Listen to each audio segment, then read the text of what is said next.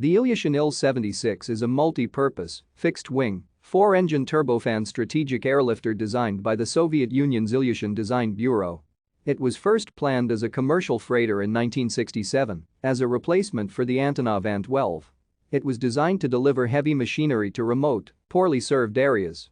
Military versions of the Il-76 have been widely used in Europe, Asia, and Africa, including use as an aerial refueling tanker or command center.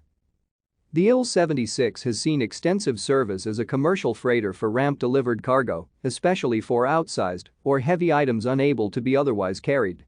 It has also been used as an emergency response transport for civilian evacuations as well as for humanitarian aid and disaster relief around the world.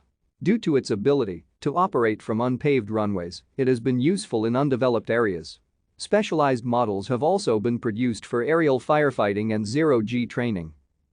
The aircraft was first conceived by Ilyushin in 1967 to meet a requirement for a freighter able to carry a payload of 40 tons over a range of 5,000 kilometers in less than 6 hours, able to operate from short and unprepared airstrips, and capable of coping with the worst weather conditions likely to be experienced in Siberia and the Soviet Union's Arctic regions.